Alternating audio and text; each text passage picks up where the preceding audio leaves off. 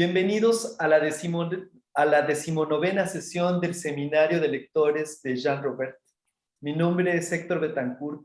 En nombre del Dragón de Jade, anfitrión virtual de esta reunión, les doy la más cordial bienvenida, deseando que se encuentren bien de salud y con el espíritu en alto. Hoy, 21 de marzo de 2022, queremos dedicar esta sesión a nuestro compañero y amigo Gustavo Esteva, quien retornó a la luz el pasado 17 de marzo. Desde este seminario abrazamos a Gustavo en memoria y agradecimiento por su obra, su amistad, la unitierra y todo lo que nutrió con su amor y sabiduría. En Cuernavaca, ciudad florida, hoy es el inicio de la primavera en el hemisferio norte y leeremos La guarda del ojo en la época del show, de Jean Robert. En esta ocasión, el comentario será dado, tenemos el honor de contar con Silvana Rabinovich, desde Ciudad de México. Cedo la palabra a la doctora Silvia Marcos, coordinadora del seminario. Buenas noches, mucho gusto de estar otra vez con todos ustedes. Pues ahora tenemos esta presentación que yo esperaba con mucho gusto, porque Silvana ha sido una gran amiga y además ha sido una gran colega de Jean Robert. Estuvimos en su casa, yo también recuerdo ese fin de año que estuvimos en tu casa. De repente dije, ay, pues era el fin de año y hay vacaciones y estaba Silvana y nos había invitado y dije, pues vamos a verla. Y nos pasamos un día entre Navidad y fin de año maravilloso, contigo y con tus hijos, y estuvimos toda la tarde, y con tu compañero, y con todos teníamos algo que comentar, algo profundo, y pues me da mucho gusto que pudiste al fin acomodar este tiempo para compartir con nosotros. Y yo creo que el texto que escogiste ya lo vas a comentar, y entonces ese texto nos va a dar todavía un pedazo más de esa postura filosófica crítica tan profunda de Jean Robert. Bienvenida y te escuchamos. Sí, voy a dar una breve semblanza. Voy a cerrar la cámara para poderla dar. Un momentito. Bueno, muy bienvenida, Silvana. Es un honor tenerte. Yo todavía estoy escuchando, porque todavía no tengo el libro del dron, la Biblia del dron, y es una maravilla. Silvana Rabinovich es licenciada en Filosofía por la Universidad Nacional de Rosario, Argentina, maestra en Filosofía por la Facultad de Humanidades de la Universidad Hebrea de Jerusalén y doctora en Filosofía por la Facultad de Filosofía y Letras de la UNAM. Es investigadora en titularse tiempo completo del Instituto de Investigaciones Filológicas. Ha hecho una cantidad de libros y su investigación especialmente sobre Levinas y bueno, yo lo he escuchado mucho en los seminarios que tuvimos de Jean Robert, en los coloquios, y muy bienvenida. Digo, ha tenido libros publicados en México, Francia, Argentina, Brasil, España, Bélgica y Estados Unidos, pero es muy breve el currículum que yo estoy dando ante tanta sapiencia y conocimiento. Bienvenida, Silvana, es un honor tenerte aquí. Bueno, muchas gracias por estar a la altura de esta presentación. O sea, yo estoy muy agradecida y vengo a aprender y a leer juntos. Sobre todo eso, que es una práctica que me parece de lo más importante, leer conspirando, ¿no? En el sentido illichiano del término. Y bueno, trato de que esta forma de leer conjunta, de pensar juntos, sea la práctica cotidiana también en la universidad. Así que tanto título y cosas así, por ahí no digamos, no describe esta manera heterónoma, ¿sí? De leer escuchando, con dos orejas y una sola boca, que es la que vengo a compartir, ¿no? Entonces, bueno, me decían que preferían que haga un muy breve comentario para pasar a leer juntos, y entonces entiendo que podremos ir interrumpiendo a medida que pasa el texto para comentarlo, ¿verdad? ¿Entendí bien? ¿Sí? Bueno, entonces me parece perfecto. Quiero decir también que compartí con Gustavo Esteva la presentación de Los ríos al norte del futuro hace un tiempo, y que fue un momento de confluencia verdaderamente muy importante para mí. Aprendí mucho de su lectura, y bueno, le deseo un buen camino al Mictlán, ¿no? Respecto del texto, ¿por qué lo elegí?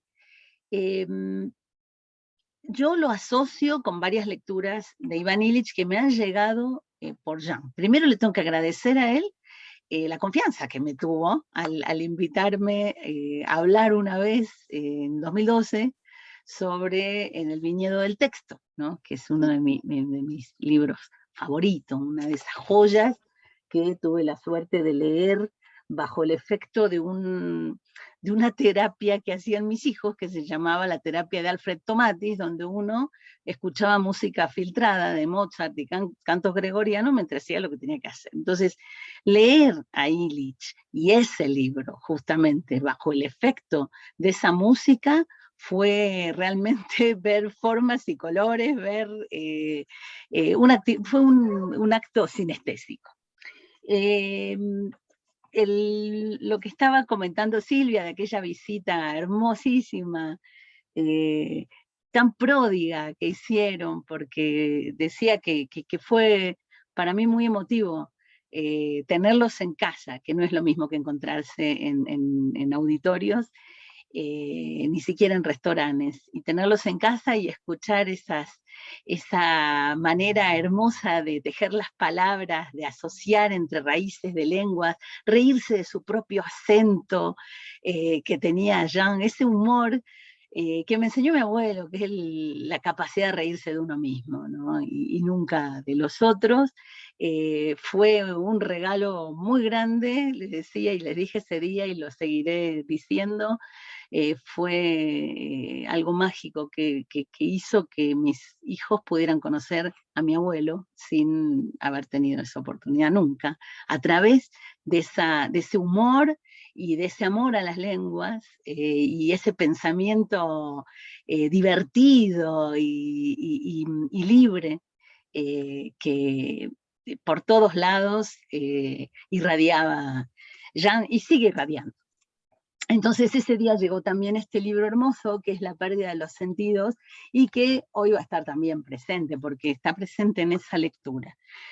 Y bueno, por supuesto, sí, también un libro que se me hace esencial, es también de Iván Illich, es Los ríos al norte del futuro, ¿sí? El capítulo exactamente sobre este tema. Entonces, bueno, es un poco para decirles con qué leer, cómo tejer, ¿no? Como a mí se me ocurrió tejer estos textos.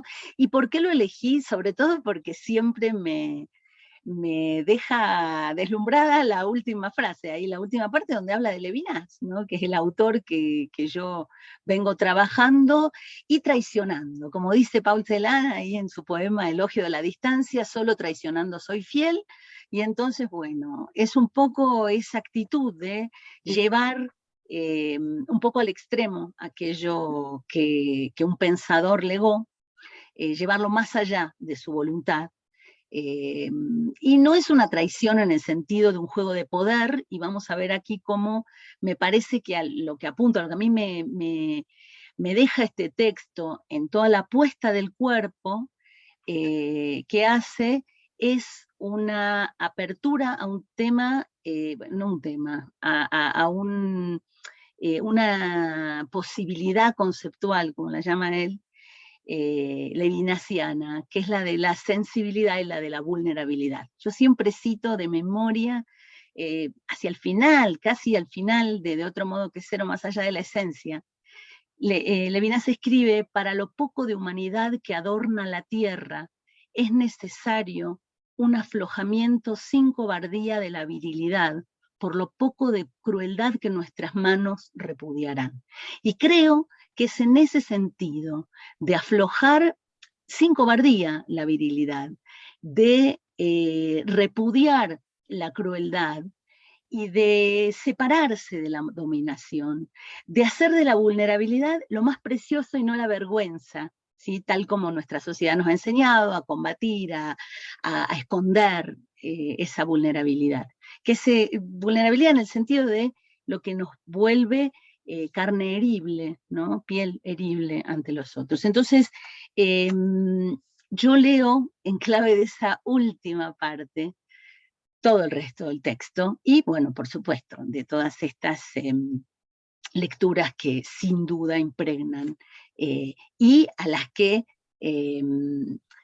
Jean le pone su propio sazón, porque ya empezar con el tema de la gestualidad me parece algo verdaderamente propositivo, algo muy, muy atractivo, y me hace ir hacia un jesuita que en los años 20 anduvo por la Galilea tratando de buscar el gesto de Jesús, que era Marcel Jousse, que tiene 3 tomas de antropología del gesto sin haber escrito jamás nada, ¿no? O sea, él en realidad daba sus clases a los Sócrates, y empezar a hablar, como lo hace Jean, sobre la gestualidad de la escritura, me parece ya algo que invita, ¿sí? Y pone en la lectura, en primer lugar, al cuerpo, a esa parte herible, la más extensa que tenemos, que es la piel, y a esto que va a llevarnos hacia el final, que es la sensibilidad,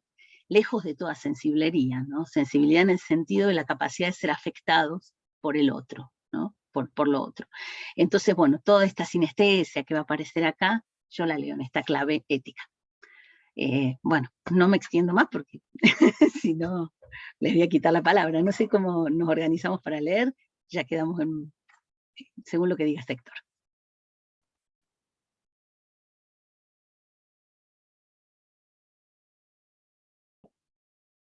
Bueno, Silvana, comenzamos la lectura. No es el texto. Este no es el texto. Ay, ¿qué compartí? El de la ciudad, es la guarda del ojo. ¿Perdón? Es la guarda del ojo el que vamos a leer hoy. Ah, ¿pero qué compartí? El de la ciudad. De la ciudad. Ah. ¿Ya lo tienes, Alicia? Se lo envié, pero si no se lo vuelvo a enviar, que ni No, me sí diga lo si tengo, lo que pasa es que abrí otro, perdón. Ah, ya. La destrucción no es, la guarda del ojo, aquí está. Perfecto. La guarda del ojo en la época del show, Jean Robert. Comienzo. Mientras escribo este artículo, estoy sentado frente a la pantalla de mi computadora. Sigo notas manuscritas en un cuaderno depositado al lado de la máquina. Quisiera seguir estas notas lo más fielmente posible, pero no puedo evitar el efecto tipográfico. Al presentarse mi texto incipiente en letras de imprenta, la máquina modifica sutilmente mi relación con dicho texto. Respeto mi plan general, pero la precisión tipográfica de la máquina me induce a cambiar la formulación de muchas frases. ¿Hago bien o mal? Me reprocho no haber seguido con más perseverancia la vía manuscrita. Decido hacer un experimento. Decido volver a escribir mi texto a mano antes de pasarlo a limpio. Cierro mi máquina.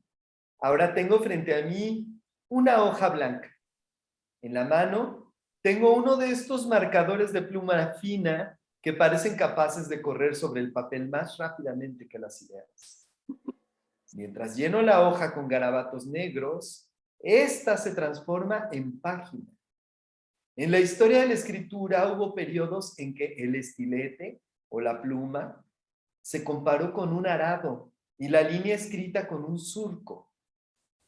La palabra página recuerda estos tiempos, ya que es un diminutivo de pagus, palabra que entre otras cosas significa campo.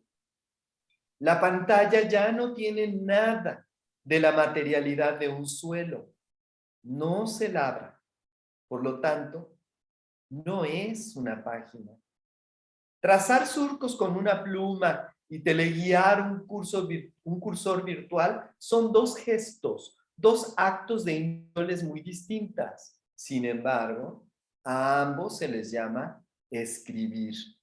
¿Quieres seguir, Miguel? Sí, ¿Me perdón. permiten que comente alguna cosita sobre esto? Porque si, la relación de página con el pago me parece algo, digamos, muy sugerente y a la vez un guiño en el viñedo del texto, ¿no? A toda esta forma de leer que encuentra Illich en Hugo de San Víctor.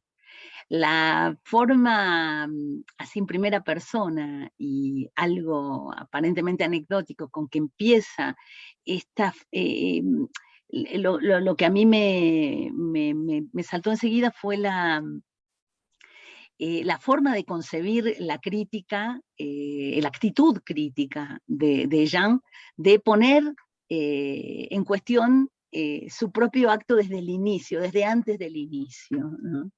Y me parece una actitud de una honestidad intelectual sin concesiones que creo que va a desarrollar en todo este texto, en toda esta lectura junto con, ¿no? Con Illich sobre todo. La cuestión del gesto que les decía, me parece también que resuena aquí un poco, yo no sé si él lo conocía o no, no recuerdo que hayamos hablado de Marcel Jousse, pero Jousse dice que nosotros somos sobre todo seres gestuales, que la escritura son sombras de gestos, imitan gestos. Toda esta intelectualización posterior que va a datar a partir del siglo XII y con Santo Tomás, por ejemplo, ya empieza a decir algo, y este cambio tecnológico en la escritura y en la forma de leer, y resuenan mucho en la propuesta de Marcel Jousse, que creo que es algo que un autor que hay que leer, y que sé que se están traduciendo libros de él. En el estilo oral se está traduciendo, se tradujo de hecho ya en el Instituto de Antropológica, en la UNAM, Gabriel Bourdin es el que lo hizo, y me parece que de ahí van a salir cosas que resuenan muy bien con esto que está planteando aquí Jean, que se cuestiona su propia forma de escribir y ensaya ya esa desobediencia, ¿sí? a esta era del show, él la practica ya en su misma forma de escribir, ¿no? Entonces me parece que ya ahí nos está avisando sobre a qué atenernos. Perdón.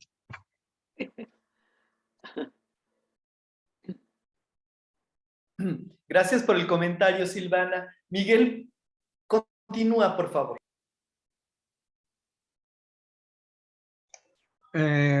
Bien. Me contestarán, una pipa es una pipa. Aquí entre paréntesis, supongo que saben lo de esto no es una pipa, en la cuestión de pintura.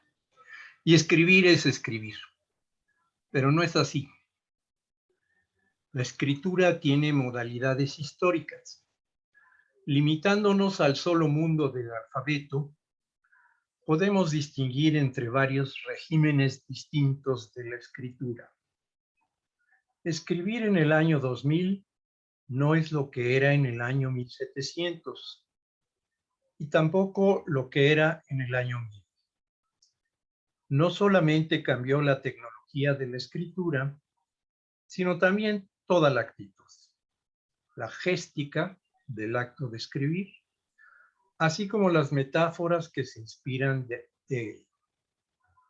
Por ejemplo, en el siglo XII, el autor de un libro lo dictaba a un primer escribano, que apuntaba lo dictado sobre tablillas de madera untadas con cera.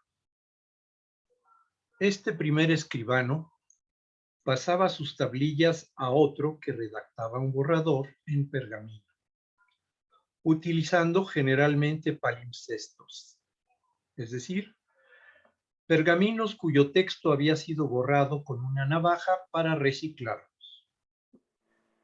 Es este borrador el que pasaba al scriptorium, donde se elaboraban los manuscritos definitivos.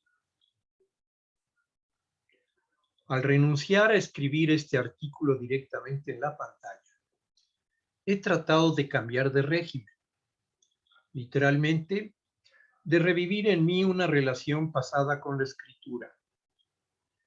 Como yo, el escritor del siglo XVII escribía directamente, es decir, sin dictar, y no lo hacía para los copistas de un escritorio, sino para un impresor.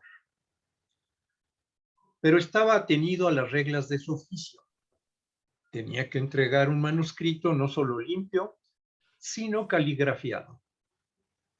Yo, en cambio, ignoro el arte de la caligrafía. Escribo demasiado rápido, como si tratara de capturar ideas aladas. Soy el único que puede releer lo que escribí, y esto no siempre. ¿Ay? ¿O sigo? Continúa, Patricia. Bueno, a mí me gustaría nomás comentar algo de esto, y es como ya aquí nos está avisando de la historicidad, y ahí él va a poner la esperanza. No saques el texto cuando yo hablo, no hace falta. La esperanza de Jean a mí me pareció que iluminaba mucho el texto, porque si bien describe una especie de humillación de la mirada y de la forma de escribir también, y de esa separación, esa desencarnación, ¿no? Lo incorpóreo de las ideas, cuando habla de esas ideas aladas, y a través de la materialidad trata de recuperar aquello que nuestra era del show ha tratado de suprimir. Aquí hay él mete esta idea de historicidad para que sepamos que hay rupturas, que hay cambios, y algo que va a decir después muy claramente es que no hay monopolio de ninguna de las etapas que él va a describir, y entonces siempre tenemos que estar atentos para poder desobedecer, para poder salirnos de ese régimen escópico, ¿no? Que va a hablar ahora, y tratar, como hace él, ¿no? De traer hábitos aparentemente pasados, ¿no? Aparentemente superados. Gracias.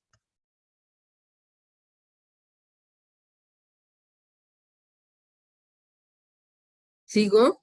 Patricia. Podría multiplicar los ejemplos. Solo quiero establecer que escribir no es escribir. Escribir es un acto que reviste en cada época significados distintos, que se expresa en gestos diferentes, que inspira metáforas heterogéneas. A partir del siglo XVII, siglo que terminó con una verdadera revolución tecnológica, el acto de escribir también se tecnologiza. Iván Illich lo dice en palabras mucho más radicales. Según él, algo en el siglo XII abrió la posibilidad de existencia de lo que hoy llamamos la tecnología. Este algo es el surgimiento de la causa instrumentalis en la filosofía escolástica temprana.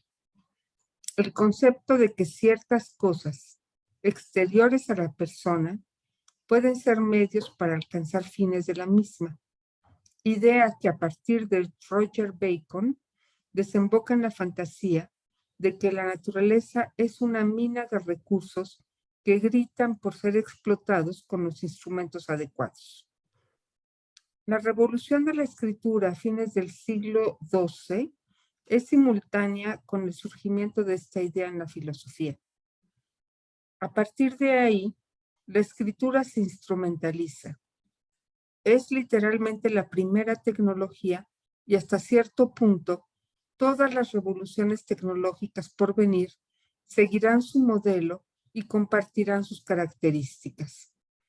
Entre estas características mencionemos la desvaloración tecnogénica de aptitudes populares comúnmente distribuidas, como la de leer escuchando, y la aparición de una élite alfabetizada o competente en la nueva técnica, los clérigos.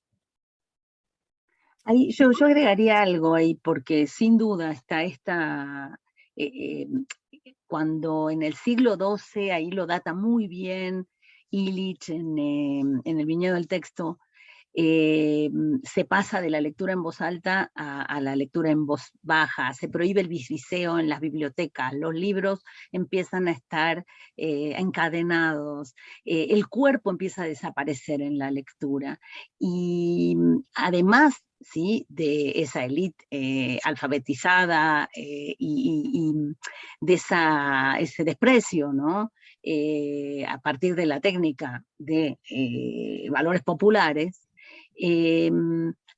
estos tienen que ver con la presencia del cuerpo. Hay como una separación del cuerpo, una vergüenza del cuerpo, y entonces esto va a hacer que hay tradiciones, y Illich lo cuenta, y eso sí se constata en distintas fuentes judías, eso que es lo que más conozco yo. A los niños se los inicia, todavía hoy en los montes Atlas, ahí por Marruecos, se los inicia en la lectura de la Torá con unas tablillas en las que el alfabeto hebreo está escrito en miel, para que con la lengua empiecen a aprender a leer. De esta manera el cuerpo participa, y el versículo de Ezequiel que dice que se comió el profeta el rollo y supo la Torá dulce como la miel, sea literalmente vivido con el cuerpo. Y a partir de este aprender a leer con la lengua, con el sentido del gusto, los ojos descansan, y los ojos se alimentan de otra manera, ¿no?, que es algo que lo que vamos a ver aquí es cada vez más una separación, ¿sí?, de ese cuerpo, de esa sinestesia.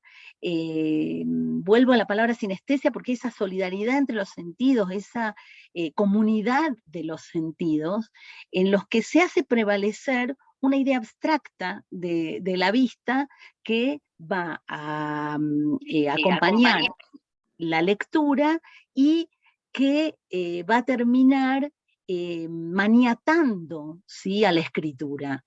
Lo que Jean trata de evitar al dejar de escribir en la pantalla es todavía un grado de degeneración mayor de ese maniatado, ¿no? Bueno, quedo acá. Continúa, Elías. La gran revolución del siglo XII fue acompañada por un cambio del modo de leer. A la nueva tecnología de la escritura correspondió una nueva etología de la lectura. Tuvo lugar un cambio profundo de las actitudes, los hábitos, la postura moral, en breve, de la exis del acto de leer. Por ejemplo, parte de la revolución de la tecnología de la escritura del siglo XII había consistido en separar sistemáticamente las palabras. Esto cambió radicalmente las modalidades de la lectura. Cuando no se practica esta separación, que los romanos, por ejemplo, reservaban exclusivamente a las inscripciones en piedra, solo se puede leer en alta voz, y por lo tanto la lectura es un acto público. La separación de las palabras, en cambio, un cambio tecnológico, permitió la lectura silenciosa, un cambio etológico. La lectura dejó de ser pública, y por lo tanto el hombre culto que no manejaba personalmente las letras, dejó de poder leer con los ojos de otro. La diferencia entre alfabetizados y analfabetos se volvió socialmente visible y los primeros adquirieron prestigio, mientras los otros fueron desvalorados. Creo haber asentado suficientemente el hecho de que la escritura y la lectura son actividades históricas y no universales. Se puede demostrar fácilmente comparando las tecnologías de la escritura de varias épocas y tratando de reconstruir los modos de leer correspondientes. Creo haber presentado claramente la idea de la historicidad de la lectura. La palabra historicidad quiere decir más que historia y a un carácter histórico. Alude a cambios y rupturas que alteran no solo el aspecto de las cosas, su forma, sino su naturaleza profunda, su substancia. Historizar una cosa, idea o institución consiste en entender que, aún bajo el mismo nombre, se designan realidades heterogéneas. Por ejemplo, historizar el concepto de trabajo es descubrir cuán reciente es y remontarnos a través de los varios significados de la palabra hasta su origen en el tripalium, un suplicio específicamente cristiano que consistía en depositar a un condenado a muerte sobre 3 palos verticales de puntas agudas. Una cosita antes de esto. Me gustaría volver a esta idea de la lectura en voz alta. Va más allá de si se puede o no se puede leer. O sea, en una tradición como la judía, donde el niño aprende a los 4 años a leer, de todos modos se lee en voz alta. Y el texto en el rollo es un texto continuo. La separación en las palabras subordinó el oído a la escritura. La queja de Baruch de Spinoza en el Tratado Teológico Político, estoy hablando del siglo XVII, tiene que ver con eso, en esa separación, en esa canonización de la vocalización del texto. Es decir, cuando se ponen las vocales, la polisemia se acorta, ¿no? se restringe. Se ponen las vocales y se ponen qué vocales van a ser largas y cuáles van a ser cortas, qué se dice en voz alta y qué se dice en voz baja. Hay toda una decisión política en la lectura del texto que produce efectos y que al salirse de la comunidad, y a mí me gustaría hacer esta distinción que hace Martin Buber entre comunidad y colectivo, ¿sí? Una comunidad es mucho más que un colectivo. Un colectivo es un conjunto de personas, pero una comunidad presupone lazos intersubjetivos, lazos de unos con otros, que son los que dan sentido a cualquier institución, son esas relaciones que Buber le llamaría yo-tú. Entonces, todo eso se juega en la lectura en voz alta. Es mucho más que una técnica que permite que en distintos lugares se pueda leer, la comodidad de no tener que juntarse para leer. Hay algo donde cuando yo leo en voz alta, lo que estamos haciendo ahora, cuando uno lee en voz alta y se escucha la propia voz leyendo en voz alta, uno escucha a otro, con más razón cuando es otro el que lee. Pero eso se pierde en el momento en el que se apuesta a la intimidad del lector con el texto, que lleva a intimarlo al texto y a sacarle el sentido que uno le quiere imponer, ¿no? Con el testigo del otro es más difícil imponerle un sentido al texto. Y ahí es donde se pierde comunidad y me parece que es otro aspecto también de esto que está dando testimonio también Jean, ¿no? Gracias. Gracias, Silvana. Continúa, Servando, por favor.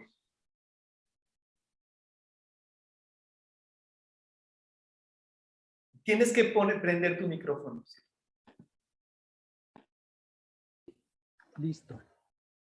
En el curso de los años, el entendimiento de la historicidad de las cosas ha sostenido mi esperanza. Lo que tiene un principio en la historia tendrá también un fin. Desde hace más de 30 años, trata de luchar contra la vehicularización del entorno urbano. He tenido pocos lectores y menos discípulos. Sin embargo, Sigo creyendo que el horror que denuncio tendrá un final. Padre nuestro, libéranos del coche. Sin embargo, en este artículo quiero hacer otra cosa que regocijarme en la historicidad de un mal moderno. Quiero mostrar que la mirada también es profundamente histórica. Con su permiso, quiero tratar de convencerles de la historicidad del acto de mirar. Existe una analogía evidente entre la lectura y la mirada. En el tiempo de Santo Tomás, el ojo del estudiante recorría la página escrita por su maestro para captar la esencia de un razonamiento. En la misma época, los filósofos atribuían a la mirada la capacidad de extraer esencias universales de formas fugitivas. Para ellos, el ojo no era un órgano en que se forman las imágenes de la realidad. Las imágenes solo eran aún pinturas en las paredes de los monasterios. La asimilación de la visión a una producción de imágenes en el ojo fue preparada por los pintores toscanos en el siglo XIV y fue formalizada en el siglo XV con el advenimiento de la perspectiva lineal. En esta época nace también la afición por las novelas, es decir, por una forma de leer que suscita la formación de imágenes sobrecogedoras en la mente. Podríamos definir esta época de la historia de la mirada como la época de las imágenes. Esta época se está acabando en nuestro tiempo, en que pasamos progresivamente de la producción de imágenes a la inserción en sistemas interactivos. Lo que aún llamamos imágenes, en realidad, en la mayoría de los casos, ya no lo son. A mí me gustaría ahí agregar un par de cositas. Si les molesta que interrumpa tanto, me dicen, porque también No, está bien. pasa. Bueno, y tiene que ver con lo que venía diciendo, de las palabras, dice él, en lo que era contemplar para los filósofos, ¿no? Eso cambió, nuestro régimen escópico ya no tiene nada que ver, ¿no? La manera de mirar que tenemos nosotros, como palabras como teoría, que viene de theorein, que es contemplar, idein, ¿no? Idea, también es ver, ¿no? Para los filósofos había algo profundamente corporal, ¿no? en el pensamiento, y ya después la filosofía va a seguir acompañando con su vocabulario metáforas ópticas, ya con los avances de la óptica también, porque la palabra reflexión proviene del campo de la óptica, especulación también viene del campo de la óptica. Lo que nosotros vamos a ver, que a mí me parece que se recupera desde ese momento en que se abstrae la página y se vuelve silenciosa, y la lectura deja de ser un acto de pronunciación y de audición, de hablarle al otro, va a quedar en segundo plano la escucha como capacidad de recibir al otro, de ser afectado por el otro, como un acto de sensibilidad que no tiene que ver con la sensación, sino con la percepción. Él hace esa diferencia entre la sensación, ¿sí? Que es lo que nosotros tenemos actualmente, recibimos todo el tiempo, frente a la percepción, que es ese acto hospitalario, ¿sí? De recibir al otro. La sensación tiene algo más invasivo, y bueno, lo que se va a estar jugando todo el tiempo, me parece a mí, es una cuestión de dominación en el acto de ver, ¿sí? Cuando ver era recibir, y cuando ver pasa a ser dominar. Eso es lo que quería decir.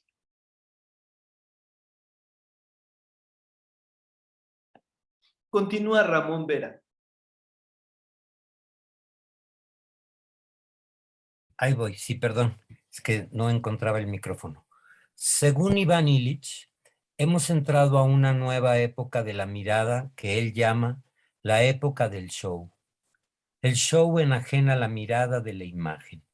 Sin embargo, la reciente separación de mirada y de imagen pasa generalmente desapercibida. Estamos amenazados por la emergencia de una época que toma el show por una imagen. ¿Qué significa este cambio? ¿Qué nos tiene en reserva? Esta pregunta se debe ver a la luz de una amplia historia de la mirada. Para asentar la idea de la historicidad de la mirada, Iván Illich ha retomado una idea del historiador del arte Martin Jay, 1998-327. Reconocer la historicidad de la mirada conduce a distinguir entre varias épocas del acto de mirar, o, mejor, entre varios regímenes escópicos. Iván Illich ha elevado esta idea al rango de un concepto clave para el entendimiento de la historicidad de la mirada. Distingue desde la antigüedad 4 grandes regímenes escópicos, es decir, 4 épocas de la mirada. 1. El régimen clásico o edad de la mirada radiante. La mirada es un órgano que emana de la pupila como un miembro eréctil, echándose sobre el objeto. Todavía decimos echar una mirada. Este psicopodos, miembro eréctil de la mente, lo abraza, se fusiona con él, extrae sus colores y los lleva al ojo que es teñido por ellas. La visión propiamente dicha ocurre en el lugar del objeto, en su fusión con la mirada. El fin de esta época se vislumbra alrededor del año 1000 en Alejandría, cuando el matemático, astrónomo y médico Hakim ibn al-Haytham asegura que los rayos de luz vienen del objeto y van al ojo, y no lo contrario, como lo habían dicho Euclides, Ptolomeo y Al-Kindi. Al-Haytham fue conocido en el medievo cristiano bajo los nombres de Al-Hasem, Abenazán y Abenetán. 2. El régimen escolástico o época del objeto radiante. La idea de una mirada activa sigue prevaleciendo. La mirada aún es psicopódica. Sin embargo, la visión ya no ocurre ahí donde se encuentra el objeto, sino en el ojo, que tiene el poder de extraer universales de la forma que irradian de las cosas. Es el régimen escópico que Santo Tomás define así. Ex hoc enim aliquid in actus sentimus vel intelligimus, quod intellectus noster vel sensus informatur per speciem sensibilis vel intelligibilis, et secundum hoc tantus sensus vel intellectus aliud est, a sensibili vel intelligibili, quia trunque e impotencia. Percibimos o entendemos realmente algo cuando nuestros sentidos o nuestro intelecto son impregnados por una forma especie sensible e inteligible, por lo cual se puede decir que los sentidos y el intelecto son distintos de la cosa sensible o inteligible, porque tanto los sentidos como el intelecto no son esta cosa más que potencialmente. Santo Tomás. En esta época el ojo aún no es pintor, es decir, que no forma imágenes, sino que capta especies, palabra que en este contexto podemos entender como universales. El régimen del ojo radiante es la época de los vitrales góticos y de las miniaturas iluminadas, que parecen irradiar su propia luz. Es la época de la mirada trascendente. Gracias, Ramón. ¿Puedes continuar, Márgara? Claro. 3. El tercer régimen escópico, la unión de la imagen y de la mirada. Esta época se inicia en el Renacimiento, época en que la mirada se hizo pictórica.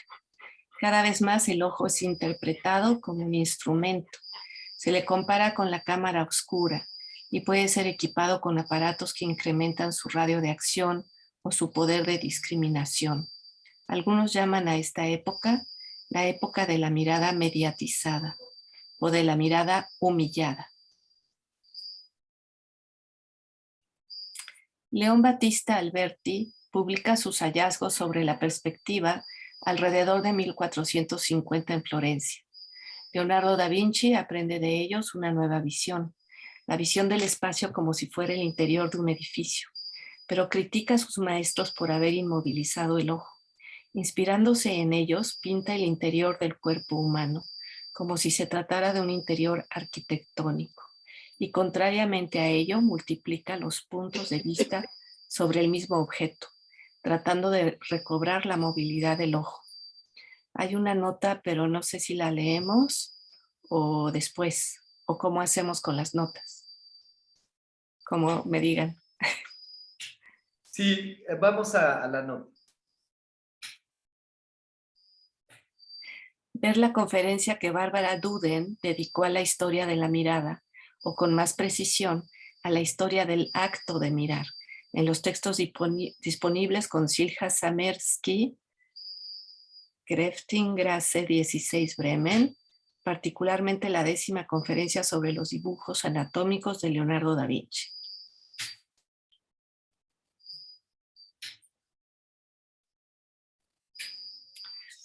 En esta época, una imagen no solo debe ser mirada, debe ser entendida. Este entendimiento requiere una verdadera exégesis, ya que la pintura del Renacimiento se lee casi como si fuera un texto. Pero tiene aún otra característica, no menos importante. Obliga al que la contempla a acordarse de dónde está parado, lo vuelve consciente de sus pies, porque el pintor lo invita a pararse a su lado. El resultado es que, aun si la superficie de la pintura no permite la penetración háptica de aptein, asir, agarrar, la continuidad entre el espacio en el que estoy parado y el espacio representado por el pintor sugiere un resto de sinestesia, colaboración simultánea de todos los sentidos en la percepción de la realidad. Continúa Hernando Calla.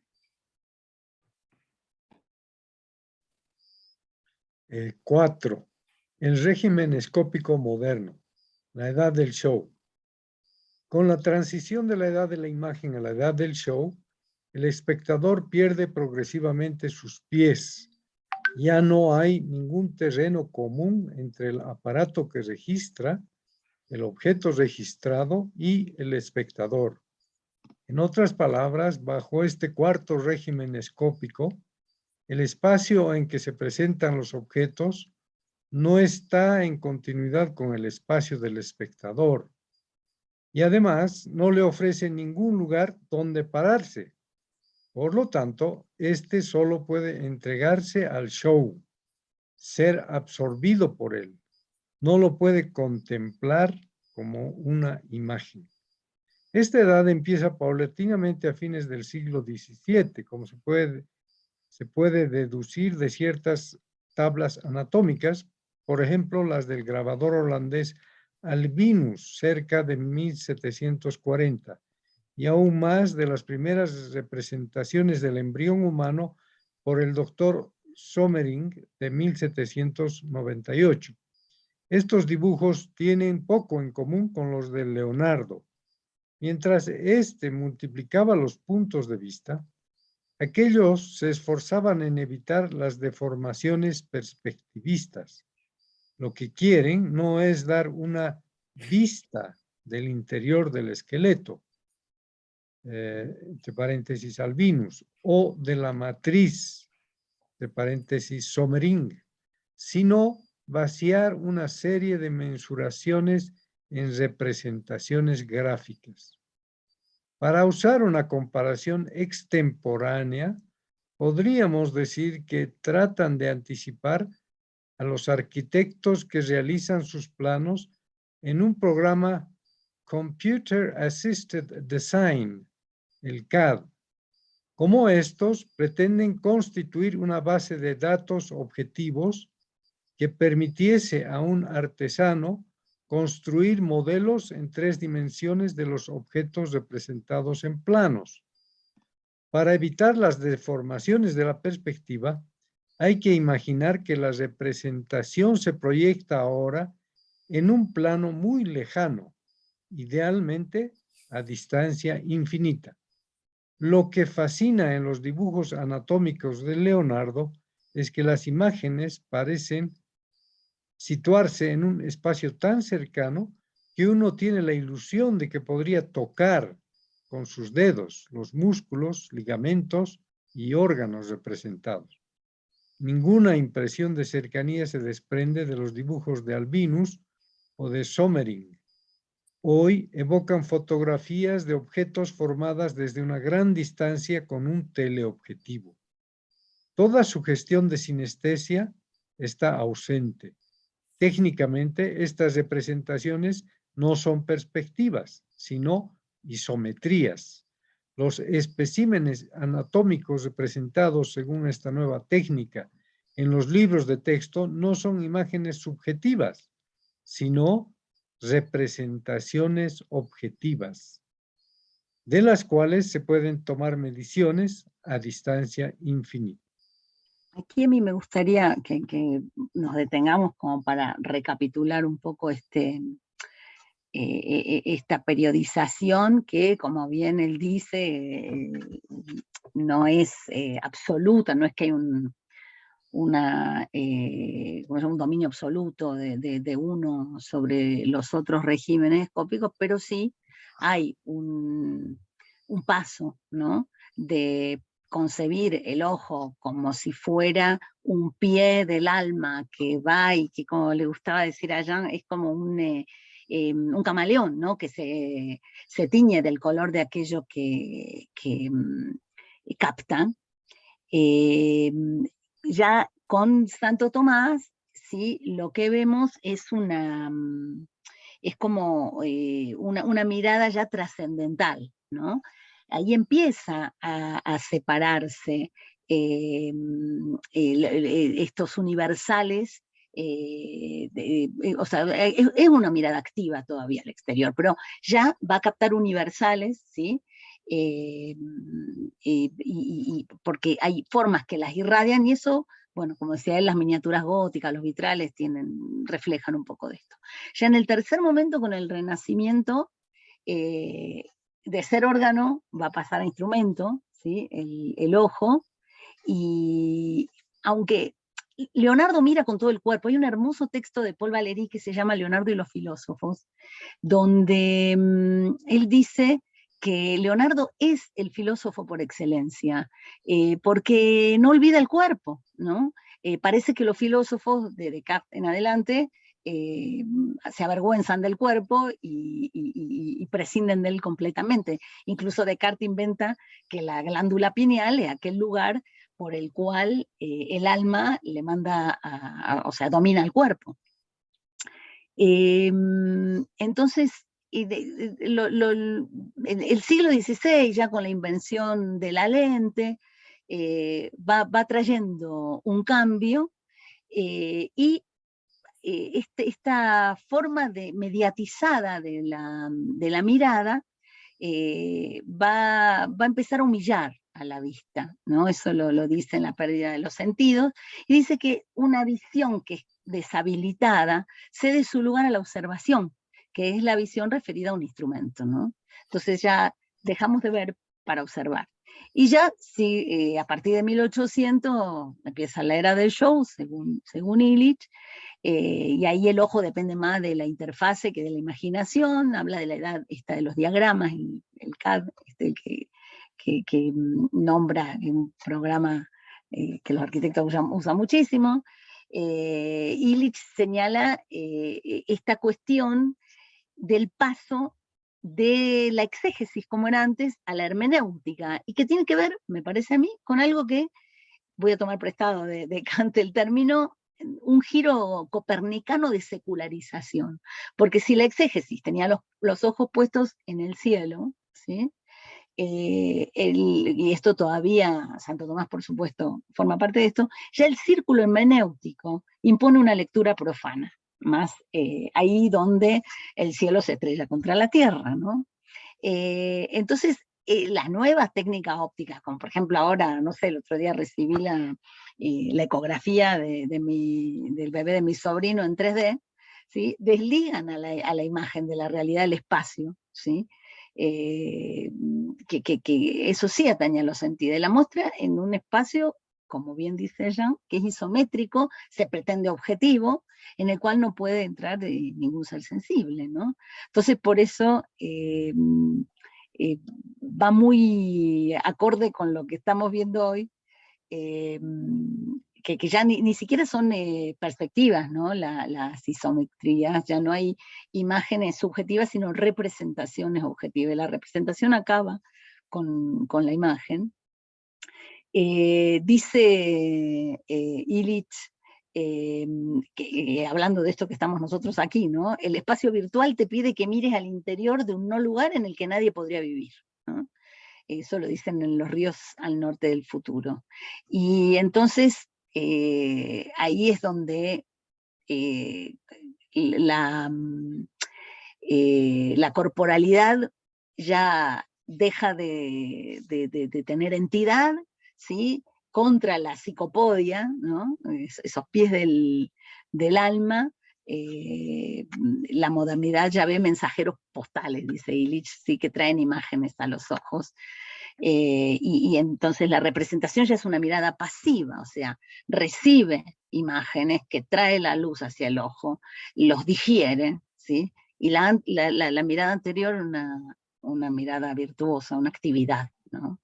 En la que uno podía decidir, tener una ética de esa mirada. Entonces ahora habrá que plantear otra ética de la mirada, que es lo que va a proponer aquí.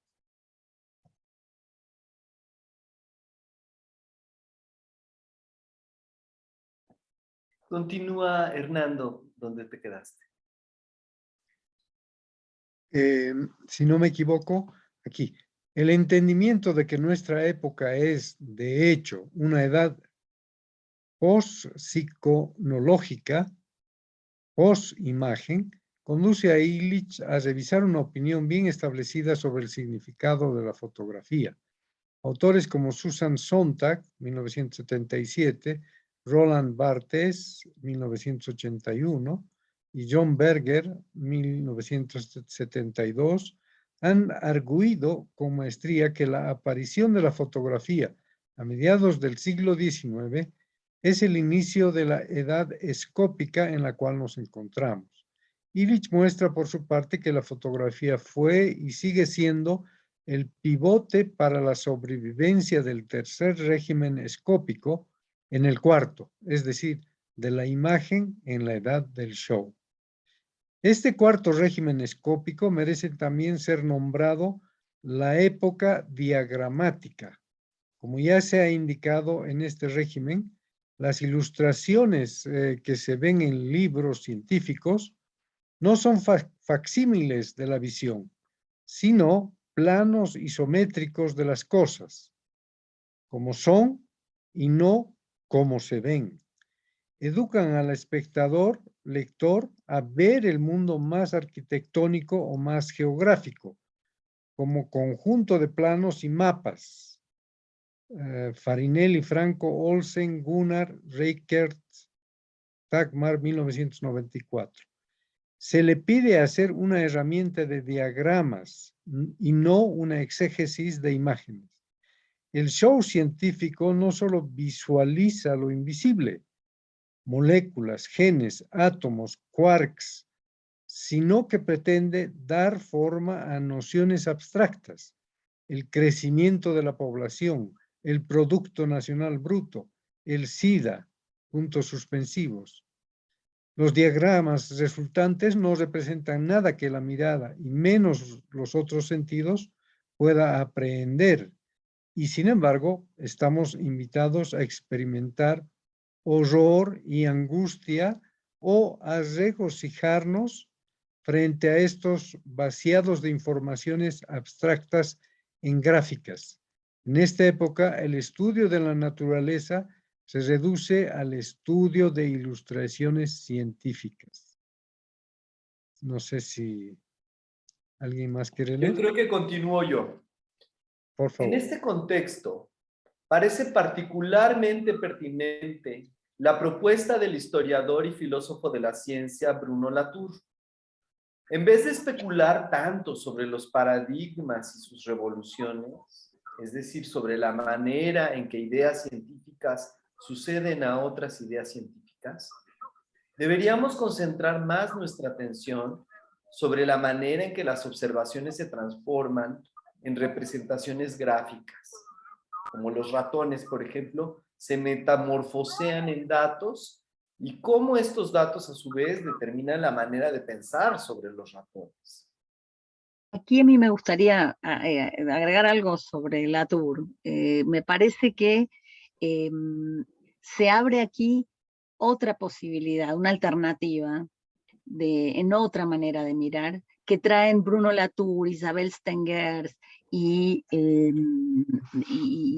gente de su grupo, que van a plantear una cosmopolítica en la que vamos a recuperar una cosa de la antigua mirada en que aquello que nosotros miramos nos mira. Y entonces van a plantear otras formas de estar parados en la Tierra, un cambio radical que se acompaña, por supuesto, con el perspectivismo que desarrolla Viveiros de Castro también, para dentro de un momento de emergencia como el que estamos viviendo nosotros ahora, la crisis socioambiental que está asolando por todos lados, es nuestra manera de mirar, ¿sí? Y de sabernos mirados, y de aprender a mirar a partir de cómo somos mirados, que permite una salida que creo yo que amplía todavía más, ayuda a ampliar esa brecha de esperanza que está abriendo aquí ya. Gracias, Silvana. Continúo. Sin embargo, el historiador de la mirada debe reconocer que ningún régimen escópico ejerce un monopolio absoluto sobre su tiempo. Formas pasadas de mirar sobreviven. La mirada psicopódica que toca los objetos puede volver esporádicamente como una carroza en el tiempo de los carros. El monopolio de los transportes motorizados no ha logrado paralizar mis pies. Me es aún posible caminar en la ciudad. Puedo aún mirar activamente, lo cual significa lo contrario de la integración a sistemas interactivos. Quizás es en estos remanentes de regímenes escópicos pasados donde puedo recobrar libertad y dignidad para no entregarme, no dejarme absorber por los shows y juegos interactivos. Puedo, contra la lógica de esta edad escópica, reconstruirme un punto de vista. Puedo cometer actos selectivos de renuncia y de irreverencia. Puedo romper el encanto, cortar la conexión, desenchufarme. Puedo también, y esto exige una disciplina, asquesis, aún mayor, tratar de redescubrir y practicar una ética óptica.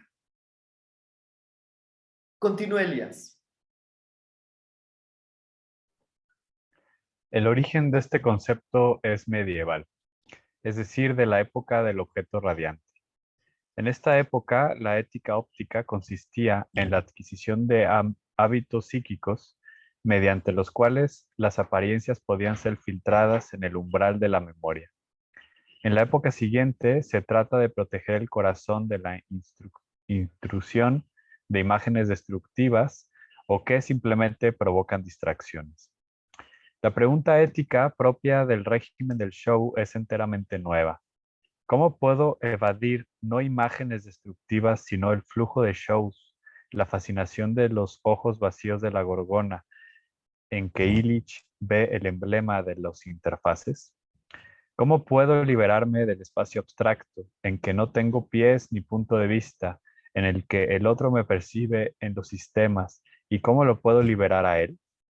¿No será que el reconocimiento íntimo del rostro prójimo, del cual Emmanuel Levinas hablaba con tanta fuerza de convicción, quiere que mi mirada que lo acaricia sea, aun si solo metafóricamente, psicopódica? A mí me gusta muchísimo ese final, me parece sumamente provocador. De dos palabras sobre esto, ¿no? Por un lado, creo que la tesis que está proponiendo no solo invita a la desobediencia, que es algo que está muy presente, ¿no? en el pensamiento illichiano.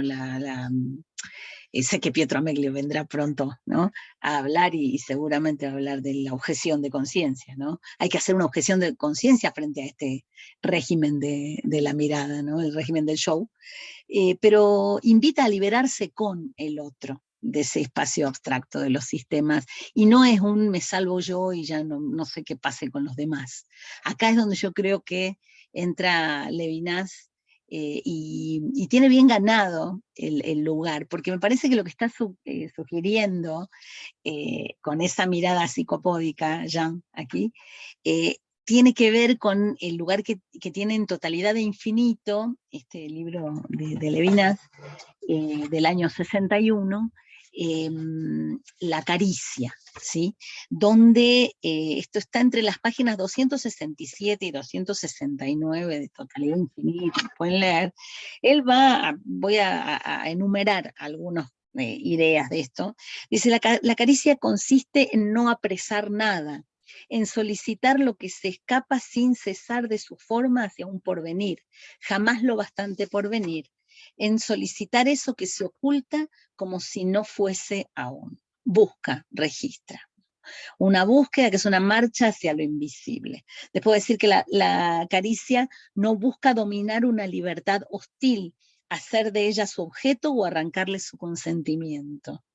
Después va a decir que la anticipación, a la que llama la caricia, toma lo posible. Lo que busca la caricia no se sitúa en la perspectiva y en la luz de lo apresable. Dice, en lo carnal de la ternura, el cuerpo deja el orden del ente. Y lo último que les leo de aquí es que la caricia no se dirige ni a una persona ni a una cosa. Se pierde en un ser que se disipa ya por completo en la muerte, en un sueño impersonal sin voluntad y aún sin resistencia, una pasividad, un anonimato ya animal o infantil. Cuando habla de pasividad, de ninguna manera está hablando de inacción, sino de capacidad de recibir, de sensibilizarse, ¿sí? Me parece que esta idea de la sensibilidad levinasiana, que recoge aquí en el final Jean con este psicópodo que vuelve a traer, es una invitación a ese aflojamiento sin cobardía de la virilidad. La caricia lo que tiene es que no hay alguien que acaricia y otro acariciado. La caricia, el que acaricia es acariciado, ¿no? No hay un límite definible y no es del orden de la posesión, porque si ya agarra algo, entonces ya no es caricia, ¿no? A la caricia se le pierde siempre lo otro. Entonces, poder mirar de esa manera, me parece a mí que abre la posibilidad a algo más interesante y más acá que los griegos, que tiene que ver con este perspectivismo del que habla Viveiros de Castro, que podemos leer en La caída del cielo de David Copenhague, esa manera de percibirse entre los seres, como parte de eso que ya era, porque viene de esa época, ¿no?, de los griegos, la oposición de physis y nomos, de la naturaleza y la cultura, ¿no?, la ley. Hay acá como una posibilidad de corrernos a partir de esto, que digo que este texto de Jean para mí abre jugadas, ¿no?, en el sentido de Maradona, estoy pensando, aquel que da un pase sumamente inteligente para que entre todos logremos convertir el gol, ¿no? Y ese gol sería en este caso poder cuestionar lo que se ha hecho con los sentidos. No solo esa desencarnación, se me pasó comentar cuando hablaba de la novela, un texto de Walter Benjamin, el narrador, donde él pone a la novela ya en un segundo momento. La novela es lectura de alguien solo, mientras que el cuento, la narración, siempre necesita de los otros. Y además, en el cuento no está... no hay un saber que del que uno va a apropiarse, sino un deseo de más, como en la caricia. En el cuento siempre termina con y cómo sigue y con el pedido de los niños de la repetición. O sea, un cuento no es para haberlo sabido y ya pasar a otro cuento, sino para volver, ¿sí? Y repetirlo y volver a experimentar esa transmisión de experiencia. Todo esto, transmisión de experiencia, escucha, mirar de otra manera y sabernos mirados, me parece que exigen otro giro copernicano en el que ya no solo nos aboquemos a lo que nuestra alma puede percibir con los psicópodos, sino a aquello que nos mira y a aquello que afecta nuestra sola existencia. El libro de Levinas, De otro modo que cero, más allá de la esencia, empieza con un epígrafe de los pensamientos de Pascal. Y ustedes saben que Pascal escribía sus pensamientos en pedacitos de papel y se los colgaba alrededor del cuello. Era un hombre que estaba atormentado por su pensamiento, y en ese que elige Levinas para como dar inicio, ser el umbral de otro modo que ser, dice, he aquí mi lugar bajo el sol, este es el inicio de la usurpación de toda la tierra. Es la imagen de la usurpación. O sea, el hecho de cuestionarse a sí mismo, que creo que es el gesto que tiene Jean al empezar este texto. Él cuestiona su propia manera de escribir.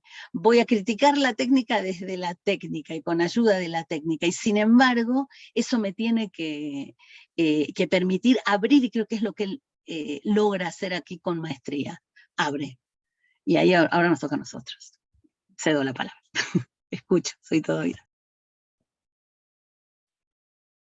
Muchas gracias, Silvana. Qué excelente elección. Realmente uno de los textos de Jean-Robert más sorprendentes. Y yo quisiera iniciar la tertulia, con el permiso de todos ustedes, compañeros, platicando un poquito la experiencia que acabo de tener hace media hora antes de empezar esta experiencia del seminario, de la lectura compartida y de analizar este maravilloso texto. Fíjense que en el Dragón de Jade, aquí en esta sede, está ensayando un coro de 16 jóvenes centennials. Imagínense, después de 2 años de pandemia, creo que ha sido una generación que le ha tocado muy difícil estar en un medio, 2 años de su educación, desencarnadamente, todo filtrado por este dispositivo del Zoom, y de pronto volver después de 2 años a cantar juntos, a tocar tambores africanos de percusiones, recogiendo tai chi de 4 diferentes tradiciones del mundo, del tai chi de China, de los tambores de Senegal, el coro, del canto coral y de la poesía. Y poesía en altavoz. Entonces, apenas hace 2 horas, los jóvenes estaban leyendo el poema de Doña Primavera, de esta Gabriela Mistral, en voz alta, hombres, mujeres. En cuestiones musicales de la palabra, de la poesía, me hace pensar mucho en también esta relación con lo que habla Jean-Robert, con también el otro sentido, el oído, la música, ¿no? Antes del fonógrafo, cada vez que se escuchaba música, es que había alguien cantando, alguien comunicándose con otros, que había fiesta, que había instrumentos, que había algo sucediendo de manera festiva alrededor de un instrumento. Había alguien tocando atrás. Y ahora tenemos una contaminación de ruido que no es música, porque no está sucediendo el acto de hacer música. Y estamos bombardeados constantemente de ruido sonoro, aunque sea la música más sublime del mundo. Pero mientras no es algo encarnado sucediendo, es algo que que cada vez me hace conectarme con estas enseñanzas de Jan Robert, de Iván Illich, de que realmente me enseñaron a sentir, a mirar el cuerpo, a habitar el mundo de una manera muy diferente, más encarnada.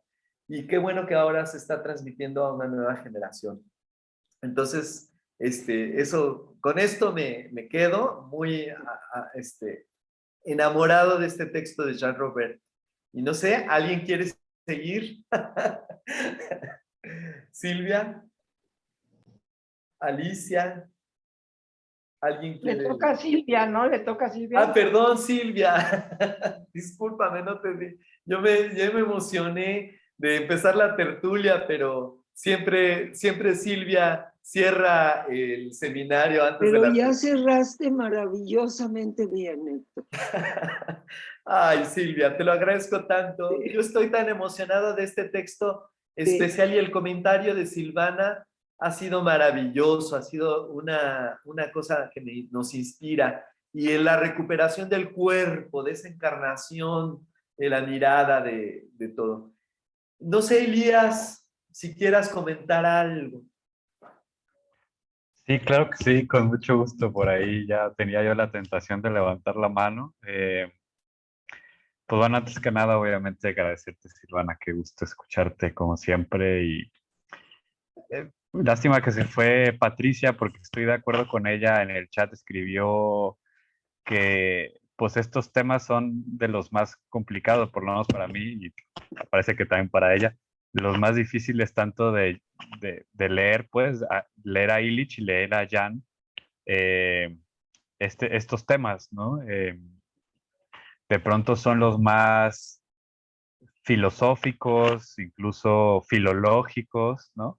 Pero creo que este texto en particular, algo que tiene mucho Jan, pues es esta capacidad de aterrizarlo y adquirir un lenguaje que, si bien no pierde también la seriedad y la profundidad, nos lo hace más cercano, ¿no? Como en este caso, pues su ejemplo que pone al inicio, ¿no? Como dice, pues empecé a escribir así y luego hice esto y luego, o sea, como esa narración hace como que de cierta manera te mete en el proceso, y eso quería como subrayar como una bondad enorme de Jan al escribir este texto.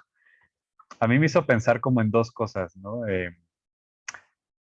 Una es, o en varias, pues, y que se conectan con lo personal y demás. Una es que quizás, pues yo soy ya de la generación que poco nos tocó escribir a mano, ¿no?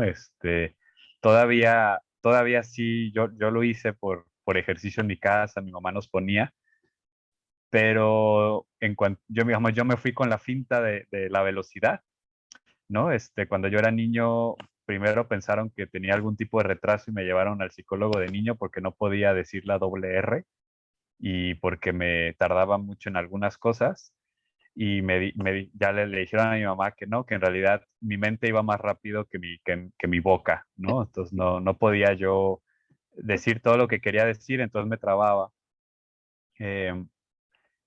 Y entonces, lamentablemente, descubrí que podía escribir mucho más rápido en la computadora que lo que podía escribir a mano, ¿no? Entonces, hoy en día, cuando escribo a mano, mis reflexiones más personales, en la noche, antes de dormir, me descubro a mí mismo como apresurado, ¿no? Como que quiero alcanzar el ritmo de la computadora, que puedo escribir 3 o 4 veces más, porque a diferencia de Jan, yo no puedo entender mi propia letra a mano si escribo rápido. Ahí decía Jan que solo él podía entenderse. Yo ni siquiera me puedo entender a mí mismo cuando escribo rápido a mano. Entonces, como que, no sé, eso me conectó mucho, ¿no? Por otro lado, llevo un rato reflexionando y también esto sería una pregunta, Silvana, y bueno, a todas y a todos.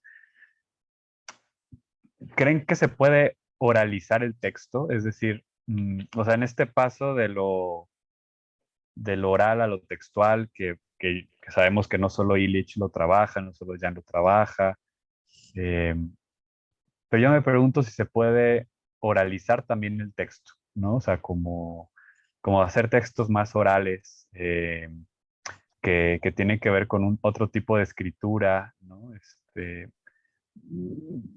A mí por algo me gusta mucho los epistolarios, ¿no? De los autores, la parte que más me gusta son los epistolarios, ¿no? Se me hace que conecta algo muy interesante, ¿no?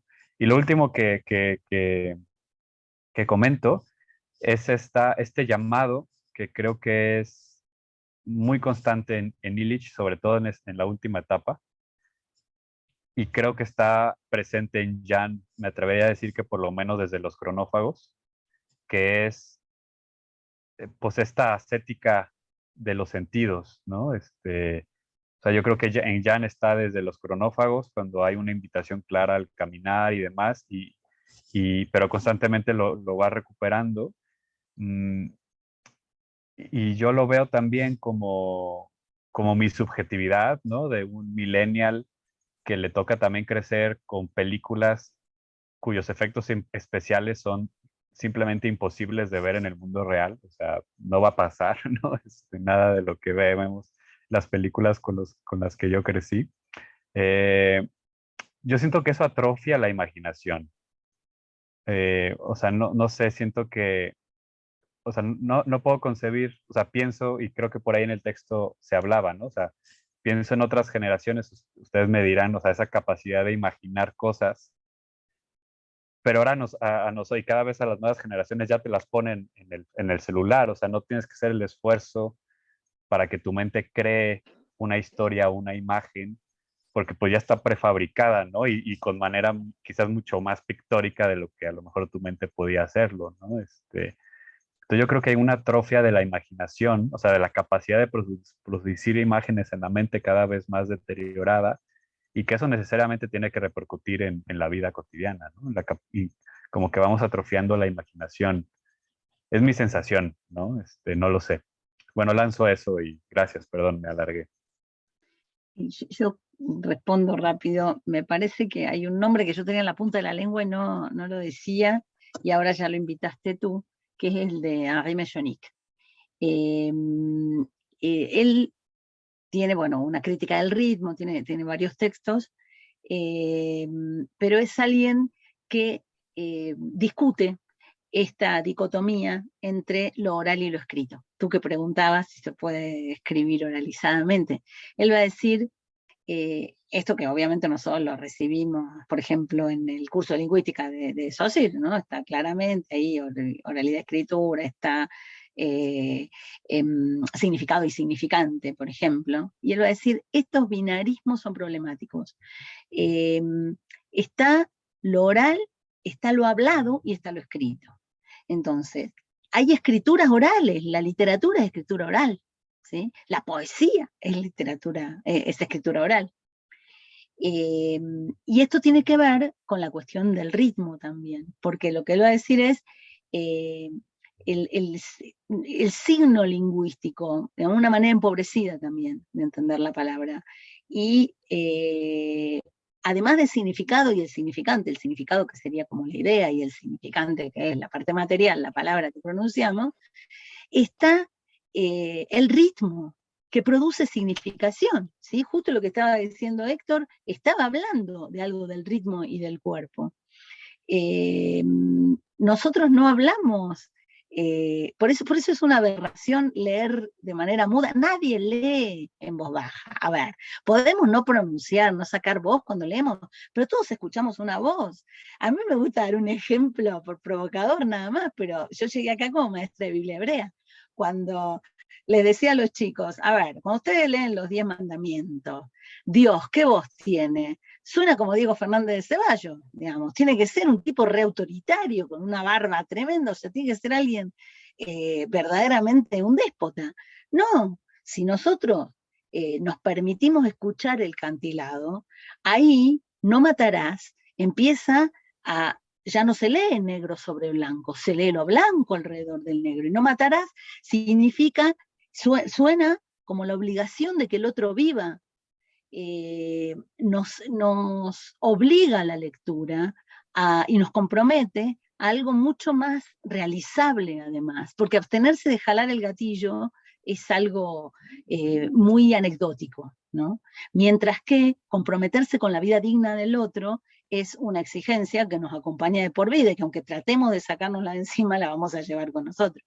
Entonces, ahí me parece que yo no separaría entre oral y escrito, así como no separaría entre significado y significante, y por eso me parece tan importante la reinserción del cuerpo en el acto de leer, y ahí el acto de leer vuelve a ser también el acto de leer las estrellas. O sea, hay pueblos que ven las estrellas y las leen durante el día. Nosotros no sabemos hacer eso, pero eso no quiere decir que no sea posible. A eso me refería también con eso que nos mira. Hay tanto, o sea, andar entre los pueblos del desierto, entre los saharauis, por ejemplo, es sumamente interesante. Para nosotros desierto significa ausencia de vida. Para los saharauis el desierto es vida. Ellos se atreven a seguir a los camellos y los camellos les van a indicar dónde está el agua. Los camellos tienen memoria. O sea, eso es saberse mirado por el otro y bueno, nada, respondo con esto. Y sin duda, ahí es donde el cuerpo y el desplazarse es fundamental. Yo no creo, y comparto la esperanza de Jean, en que no creo que sea absoluto este régimen escópico, y me parece que desde chicos tenemos una imaginación que va más allá de los aparatos. Es cierto, es doloroso ver a los niños pegados en los aparatos, pero me parece que hay otra cosa ahí, que donde tenemos que ampliar esa brecha, más que pelearnos con los aparatos, digo yo. Porque si no tenemos todas las de perder.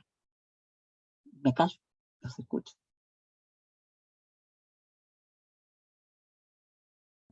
Gracias, Silvana. Alicia, por favor.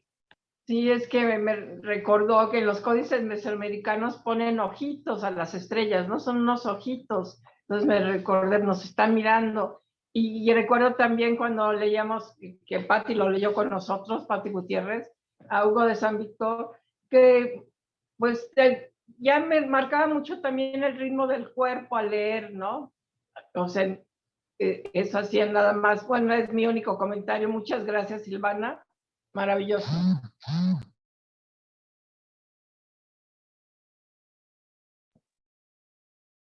¿Otros comentarios? Bueno, sin están reflexionando, también los etruscos, que ya marcaba mucho como a través de las estrellas, el hacedor, el arquitecto, que tenía otro nombre, un nombre en árabe, por cierto, después le ponen, se quitaba el hígado, lo aventaba y formaba una ciudad, ¿no? A través del mismo movimiento de las estrellas, pero en realidad no se quitaba el hígado, era un hígado de un animal, ¿no? Pero hasta ya no hacía el movimiento, cómo se desprendía del hígado, lo aventaba y entonces empezaba a hacer una ciudad urbana, pues a partir de su cuerpo y el movimiento con todo, con las estrellas y con todo. Bueno, es cuanto.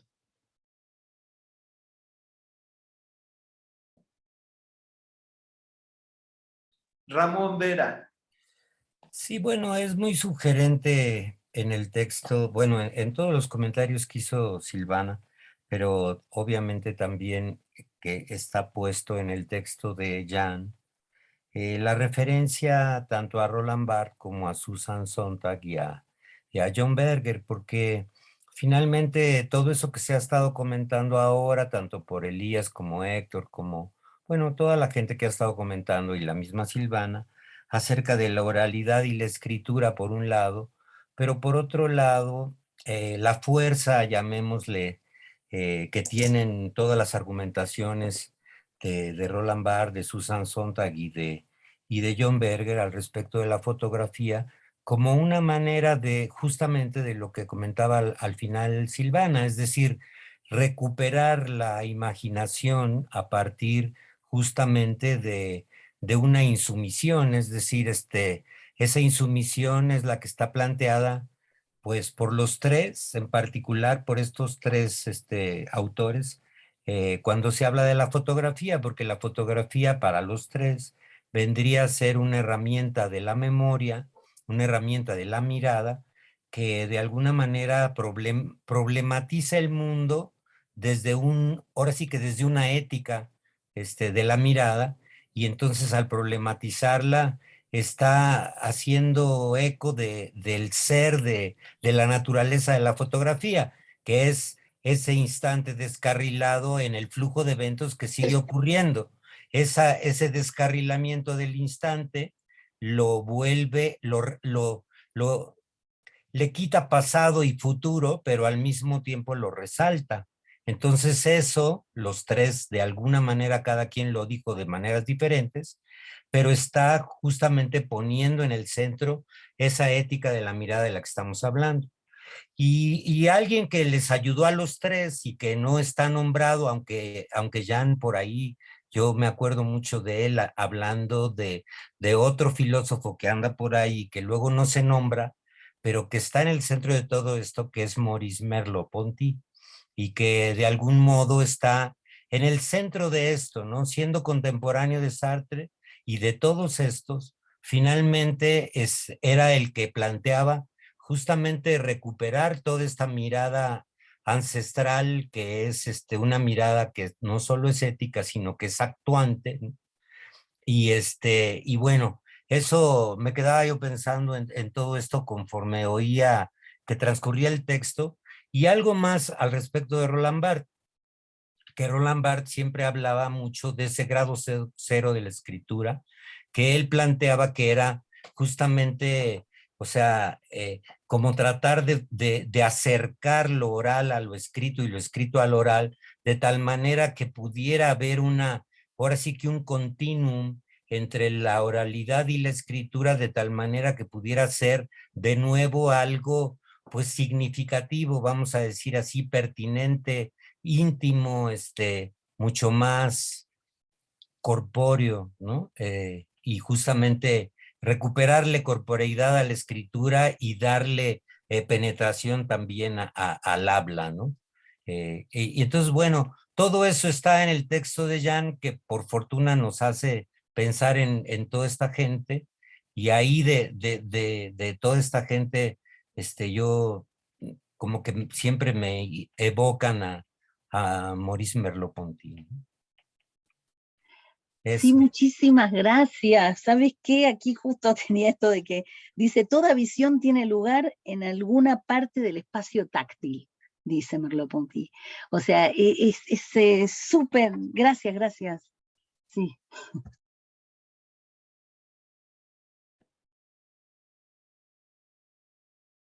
Quisiera compartir también una reflexión, si me lo permiten, nuevamente, del arte extraordinario que pues existe en la India, del Curiatam o el Mohiniyattam. No sé si han escuchado hablar de esas tradiciones poéticas, teatrales. Es la expresión teatral más antigua, quizá, de la humanidad, vista hasta que permanece.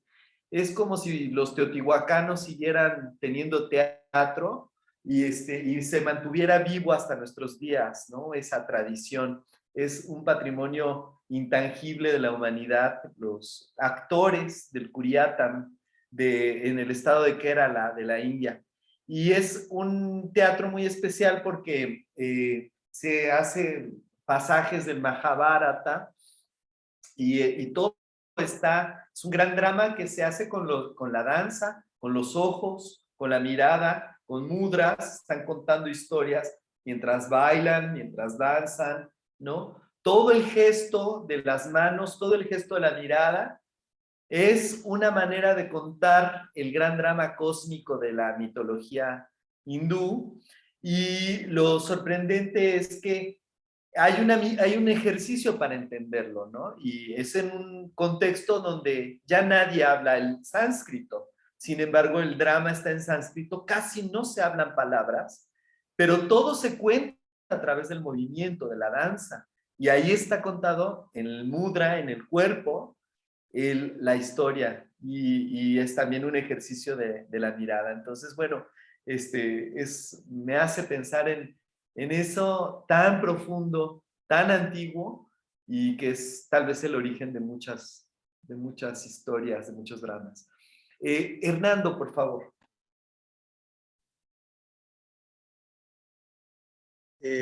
Sí, yo quería de algún modo tal vez pedirle a Silvana que pueda comentar un poquito más de esta última parte del texto de Jan, donde justamente menciona o alude a Emmanuel Levinas, que Silvana conoce tanto, cuando dice,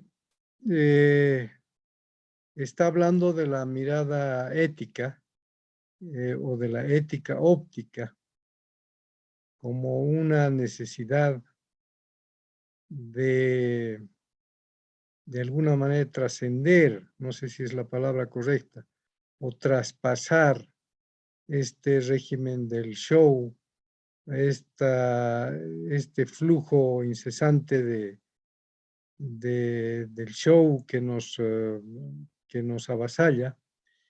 Y por lo tanto, el último párrafo, si recuerdan el texto de Jan, dice así: la pregunta ética propia del régimen del show es enteramente nueva.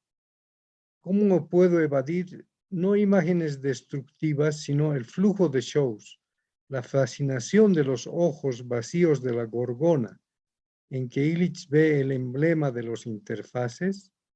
¿Cómo puedo liberarme del espacio abstracto en que no tengo pies ni punto de vista, en el que el otro me percibe en los sistemas? ¿Y cómo lo puedo liberar a él? ¿No será que el reconocimiento íntimo del rostro prójimo, del cual Emmanuel Levinas hablaba con tanta fuerza de convicción, quiere que mi mirada que lo acaricia sea, aun si solo es metafóricamente, psicopódica? Creo que ahí termina el párrafo. Y de algún modo esto me planteaba en algún otro momento en que lo leí, a veces en la interacción que tenemos con nuestros semejantes, hay, pues, por supuesto, siempre a veces el encuentro es fugaz, por decir, o uno está en una reunión o entra a un lugar con otras personas y uno simplemente lo que hace es rápidamente saludar. A veces ocurre que uno tiene que saludar personalmente a las personas. Por ejemplo, aquí en las comunidades, Caterín Fernández me puede corregir si estoy equivocado. A veces la gente espera que uno la salude personalmente a cada persona, o de pronto hay una expectativa de las otras personas para que uno no solamente les salude, sino las vea o los vea.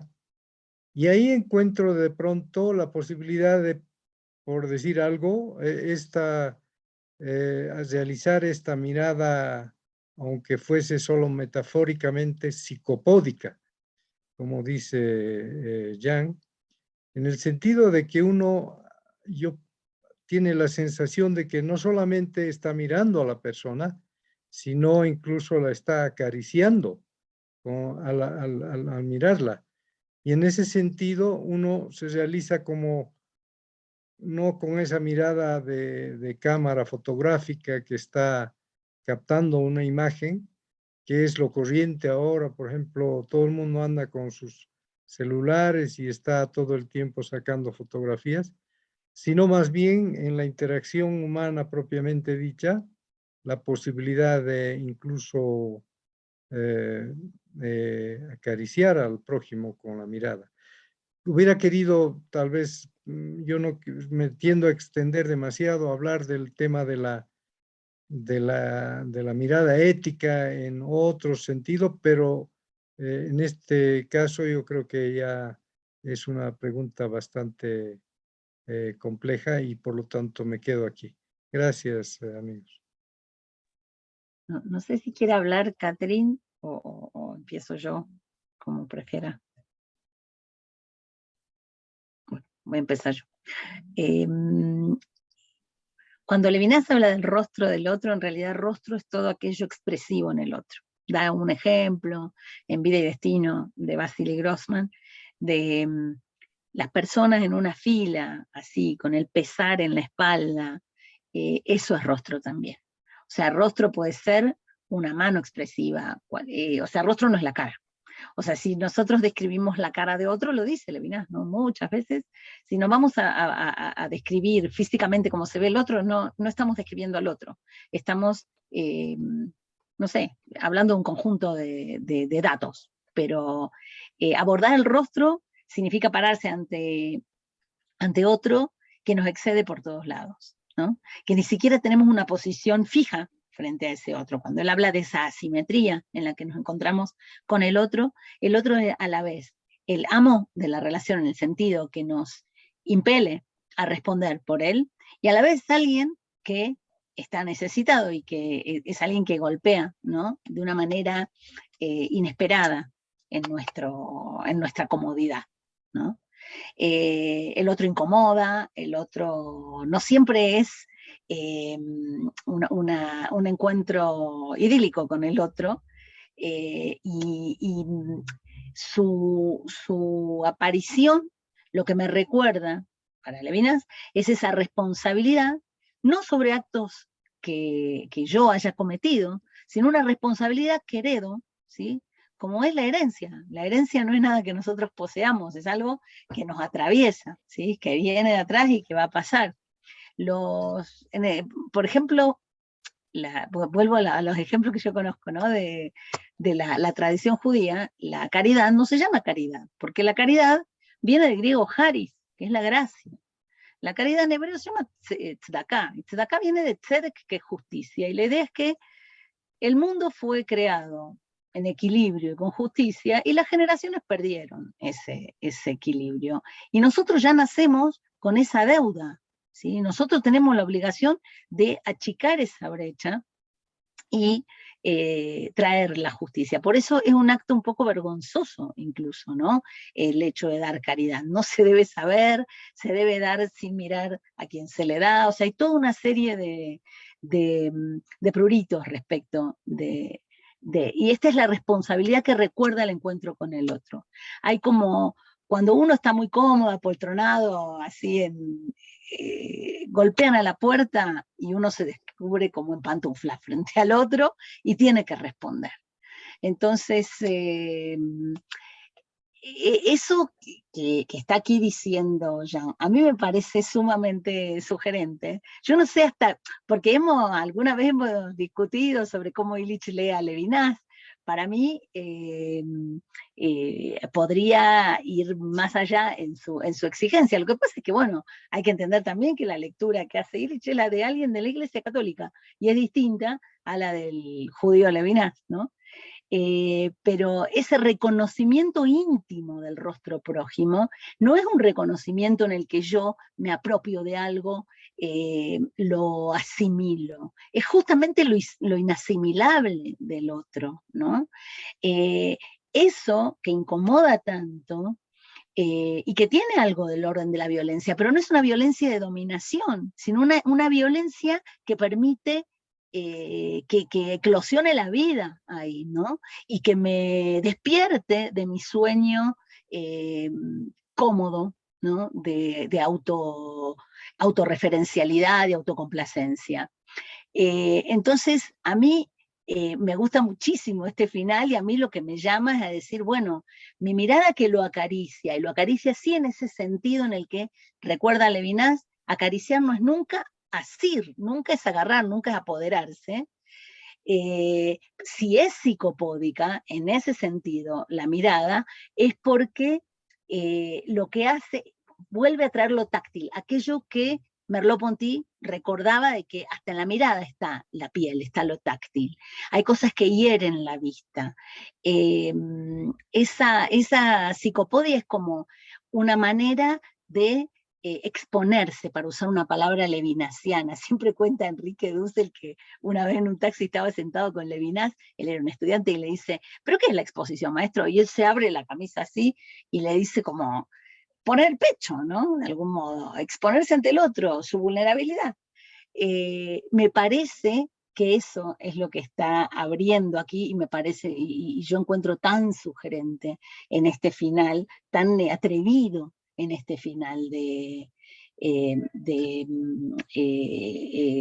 Jean, que está invitando a esa rebeldía a través de un acto de sensibilidad en el sentido levinasiano de asumir la propia vulnerabilidad y poner la hospitalidad, ¿no? La hospitalidad por delante, ¿no? En el encuentro con el otro. Por eso a mí me parece que en ese sentido es una manera de salirse también de los sistemas.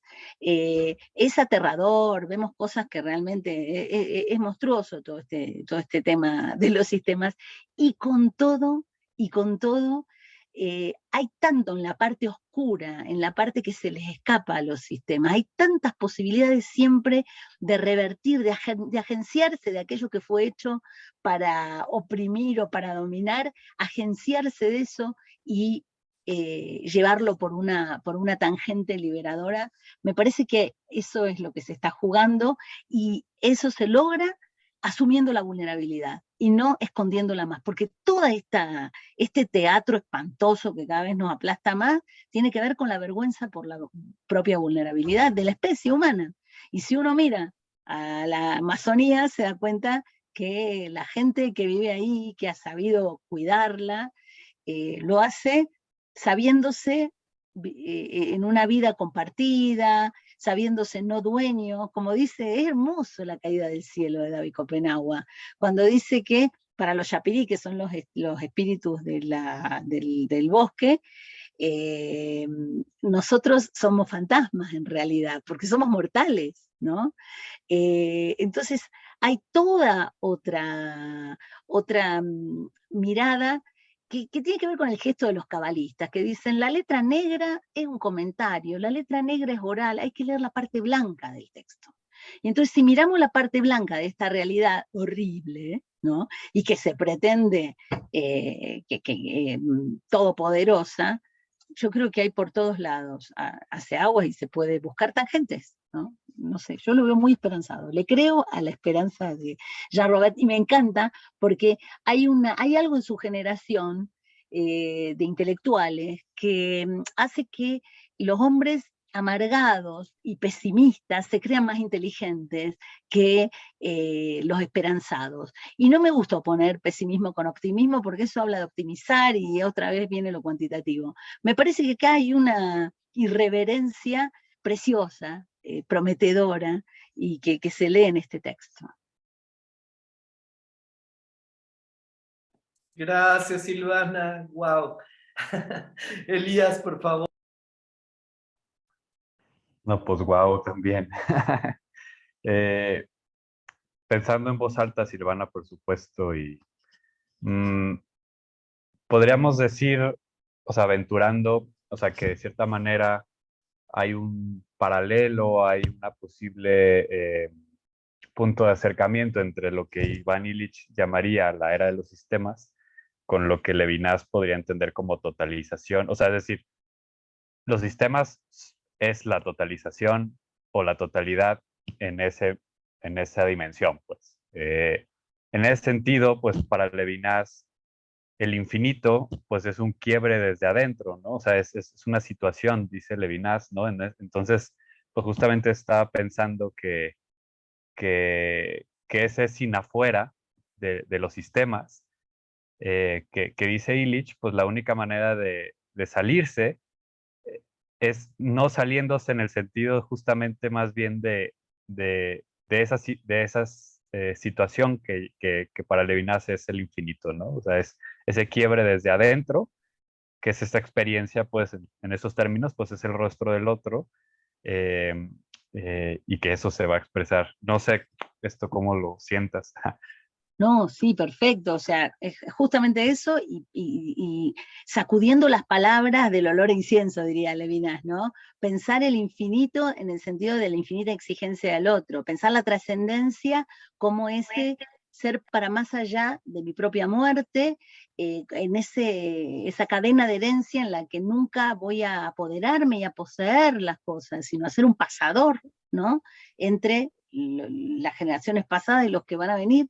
En ese sentido me parece perfecto lo que estás diciendo. Se presenta como una totalidad del sistema y hay cantidad de vectores de infinito por todos lados, y para eso tiene que servir Da Vinci también, ¿no? Es estar todo el tiempo sobre los pies con Jean, con Leonardo da Vinci, dándole la vuelta a esto. Ahí está nuestra apuesta, me parece nuestro deber, nuestra responsabilidad heterónoma, para decirlo con Levinas. Gracias. Gracias a todos. Creo, doctora Silvia Marcos, que es tiempo de ir cerrando nuestra maravillosa sesión con Silvana Rabinovich. Maravilloso. Silvia. Pues Sí. ya para cerrar, ¿hay alguien que quiera hacer algún comentario más?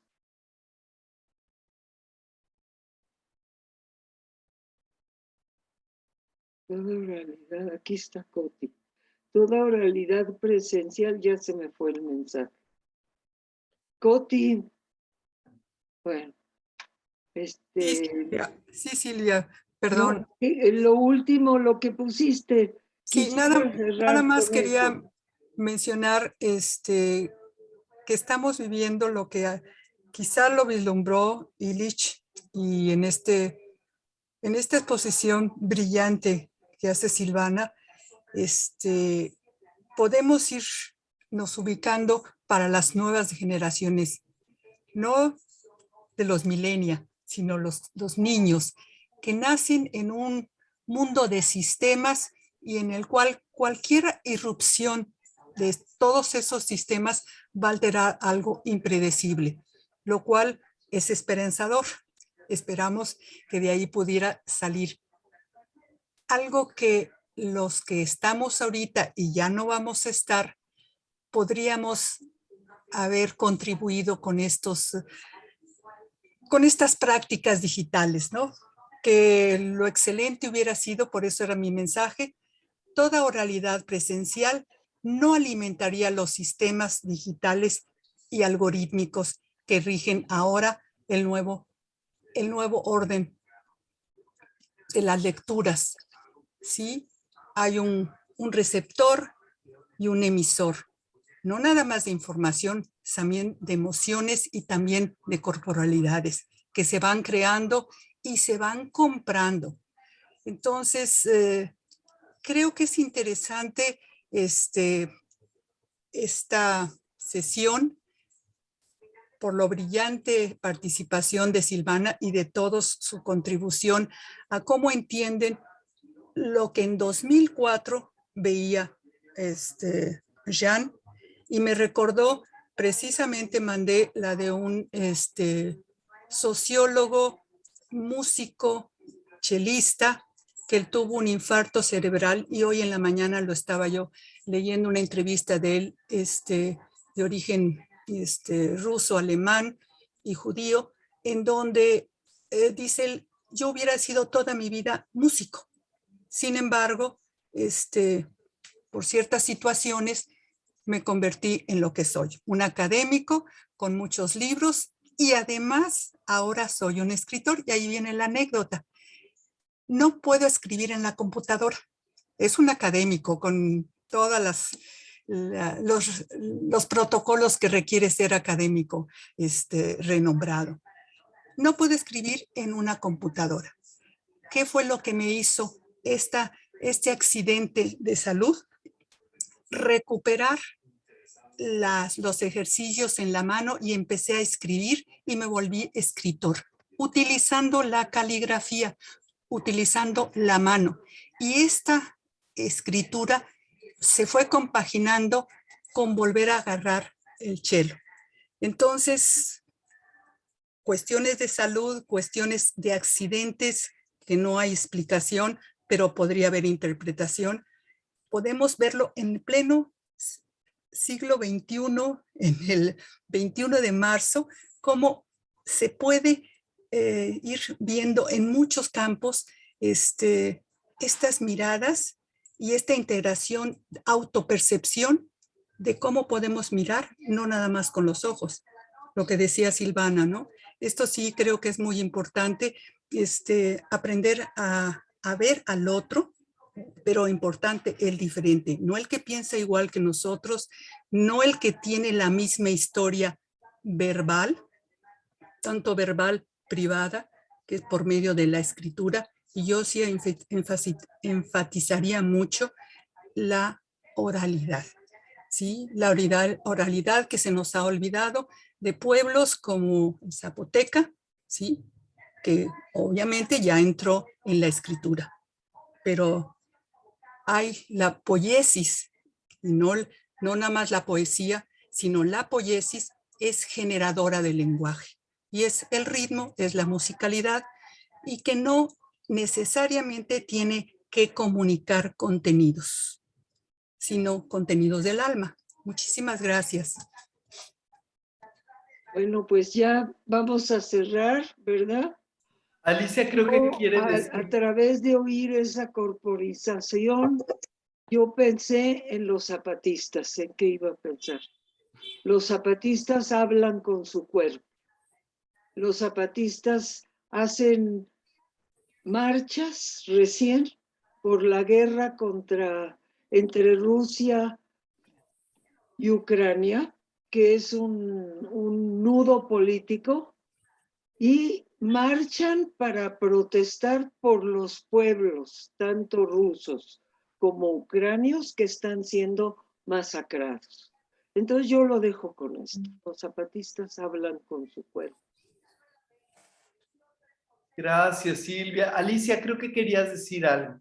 Bueno, pues ya, nada más que pues es nuestro deber, digo, sin pensar en algo estricto, sino como una ética personal, enseñar a los jóvenes, ¿no? Yo les he platicado a lo largo del tiempo que he dado clases sobre Iván Illich, sobre la necesidad de usar sus manos, de escribir. Yo les pido los trabajos a mano a mis alumnos. Me odian al principio, pero si uno les explica, entienden el porqué, ¿no?